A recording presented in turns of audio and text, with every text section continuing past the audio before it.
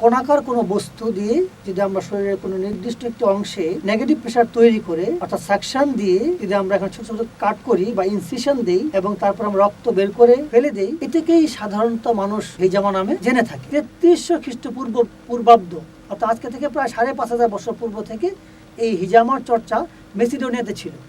যে পেশা আছেন এখন বা যে সেবাটা আপনি দেন, এটা কিন্তু আদি একটা সেবা এবং অত্যন্ত স্বাস্থ্যকর একটা সেবা, মানুষ এটা উপকৃত হয়। জি, কিন্তু আসলে মানুষ অনেকে বেশিরভাগ জানে না আসলে হিজামাটা কি। জি জি। তো এটা নিয়ে আসলে যদি একটু বলতেন, মানে হিজামাটা আসলে কি এবং মানুষের কি কি কাজে এটা লাগে বা কাদের জন্য দেওয়াটাও খুব জরুরি বলে মনে করেন? আসলে যদি এক কথায় বলি তাহলে হিজামা হচ্ছে মহান স্রষ্টার পক্ষ থেকে মানব জাতির জন্য একটি অত্যন্ত গুরুত্বপূর্ণ নিয়ামত। কারণ যখন রাসূল সাল্লাল্লাহু আলাইহি ওয়াসাল্লাম মিরাজে গিয়েছিলেন, ওনার সঙ্গে ফেরেশতাদের যত দলের সঙ্গে সাক্ষাৎ হয়েছে প্রত্যেক দলের ফেরেশতারাই ওনাকে বলেছেন আপনি হিজামা গ্রহণ করুন এবং আপনার উম্মতদেরকে হিজামা গ্রহণের নির্দেশ দান করুন। তাহলে বোঝা গেল যে এটা আসলেই অত্যন্ত গুরুত্বপূর্ণ নিয়ামত আল্লাহ পাকের পক্ষ থেকেই।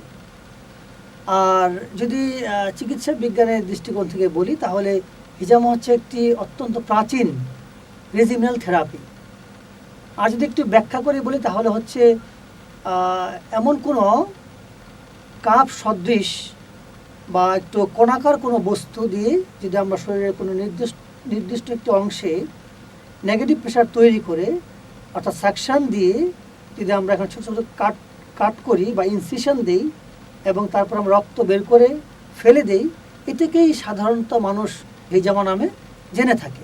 আরেকটা বিষয় আমরা খুব পরিচিত দেখি আর কি, এখন খুব কম, যে পাড়ায় মহল্লায় গলিতে মানে কিছু সংখ্যক মানুষ আছেন মা খালাদের মধ্যেই যে সিঙ্গা লাগায় বা কাপিং, মানে এগুলোর সাথে হিজামার কোনো পার্থক্য আছে কি নাকি ওইটাই একই?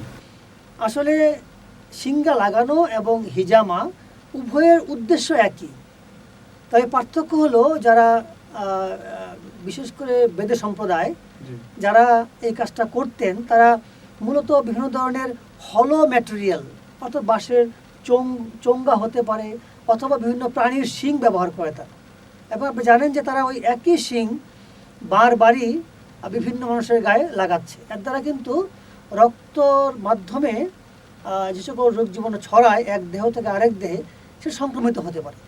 তো বেদে সম্প্রদায়ের এই শিঙ্গা লাগানো আর আধুনিক যে কাপিং থেরাপি যেটা হিজামা বলি আমরা, এটার মধ্যে আসলে হাইজেনিক পার্থক্য রয়েছে। তবে আমি ওদেরকে ছোট করছি না, কারণ ওরা এই হারিয়ে যাওয়া পদ্ধতিটাকে লালন করেছিল। যেহেতু এখন আধুনিক সময়ে আমরা আধুনিক যন্ত্রপাতি পাচ্ছি, হাইজিন মেনটেন করতে পারছি, সুতরাং আমার মনে হয় এখন আর বেদে সম্প্রদায়ের কাছ থেকে হিজামা না গ্রহণ করে আমাদের জন্য উত্তম হবে। মিশর, চীন, গ্রিস এবং আরব বিশ্বে হিজামার চর্চা ছিল, পরে আবার এটা অনেকটা হারিয়ে গেছে বলে অনেকে মনে করে, কিন্তু আধুনিক যুগে আবার এটা শুনছি আমরা যে সারা বহির্বিশ্বে এটা খুব জনপ্রিয় হয়ে উঠতেছে। এটাই আসলে কারণ কি, আসলে আপনার কি মনে হয়? আসলে বর্তমান বিশ্বে মানুষ আমরা যারা রয়েছি তারা নানান ধরনের স্ট্রেসে ভুগছি, নানান ধরনের চাপে থাকছি আমরা। তো এই জন্য আমরা নানাবিধ সিনথেটিক ওষুধ গ্রহণ করছি, তার একটি পার্শ্ব প্রতিক্রিয়া আমাদের শরীরে মাঝে মাঝেই দেখা দিচ্ছে। তো মানুষ দিনকে দিন চাচ্ছে যে একটু ঔষধ থেকে বেরিয়ে এসে যে অন্য কোনো প্যাথির মাধ্যমে ভালো থাকা যায় কিনা, তো এইটা একটা উদ্দেশ্য হতে পারে।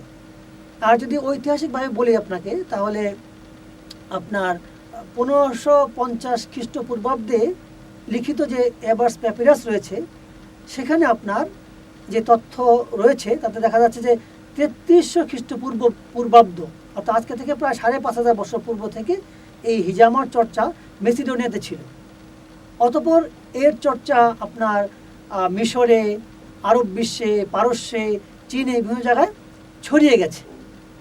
এবং আপনি জানেন যে পরবর্তীতে মুসলিম যারা চিকিৎসা বিজ্ঞানী ছিলেন যেমন ইবনে সিনা, জাকারিয়া রাজি, আবুল কাসেম জাহরাবি, এই ধরনের বড় বড় চিকিৎসা বিজ্ঞানীরা কিন্তু হিজামার বিষয়ে তাদের শাস্ত্রীয় গ্রন্থে লিপিবদ্ধ করেছেন।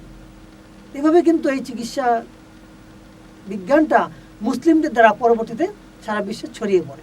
এই যে 1 দশক আগেও বাংলাদেশে হিজামা শব্দটি খুব একটা পরিচিত ছিল না, এটা আমরা বুঝতে পারি। ওই যে বললাম যে সিঙ্গা লাগায়, ওইটার কথা বলে আর কি, এটা গানও আছে অনেক। কিন্তু এত অল্প সময়ে এটি কিভাবে এত ব্যাপক পরিচিতি লাভ করলো আমাদের দেশে বলে মনে করেন? আসলে এর পিছনে অনেকগুলো কারণ রয়েছে। যদি প্রথম কারণটা বলি তাহলে আমরা বলবো যে যারা তাবলিগের সঙ্গে জড়িত যে সকল ভাইয়েরা বহির্বিশ্বে সফর করেছেন, জি, আসলে ওনারা ইন্দোনেশিয়া, মালয়েশিয়া এই ধরনের দেশে অথবা মিশরে গিয়েছেন, সেখানে একটা চর্চা দেখেছেন। ওনারা এসে বলতেন আর সাধারণ মানুষ এটা শুনতো বা এটার সুন্নাহ হিসেবে ভাবতো যে আমি যদি গ্রহণ করতে পারতাম। কিন্তু বাংলাদেশে এটার খুব একটি প্রচলন তখন ছিল না, হয়তো হাতে গোনা 2-1 জন করতেন কিনা সন্দেহ আছে। তো যাই হোক, পরবর্তীতে আপনি জানেন যে কোনো একটা বিদ্যা জানতে হলে সেটার লেখালেখি থাকতে হয়, অর্থাৎ তাত্ত্বিক কোনো বই থাকতে হয়। তো বাংলাদেশে আমি মনে করি যে বই একটি গুরুত্বপূর্ণ মাধ্যম এবং সামাজিক যোগাযোগ মাধ্যম তো রয়েছে, তো সেটার মাধ্যমে ছড়িয়েছে। আর এই নগণ্য কর্তৃক এই যে বইটি দেখতে পাচ্ছেন হিজামা, এটি বাংলাদেশের প্রথম একটি পুস্তক হিজামার উপরে। 2018 সালে এই বইটি লেখা হয়েছিল এবং অল্প কয়েকদিনের মধ্যে এর 1000 কপি কিন্তু বিক্রি হয়ে যায়। তো পরবর্তীতে এটির আরও 4টা সংস্করণ এ পর্যন্ত বেরিয়েছে এবং আমার পরে আরও কয়েকজন লেখক, যেমন আমার খুবই স্নেহভাজন ডক্টর ফাইজুল হক এবং আমার শ্রদ্ধাভাজন ডক্টর হাকিম কামরুজ্জামান সাহেব, ওনারাও লিখেছেন। তো এই বই যখন মানুষের নিকট পৌঁছেছে তখন কিন্তু মানুষের মধ্যে এটা জেনেছে এবং এটার প্রতি মানুষের আগ্রহ বেড়েছে। আসলে এই সকল কারণ সবগুলো একসাথেই কিন্তু একত্রে হিজামাটাকে বাংলাদেশে পরিচিত করেছে।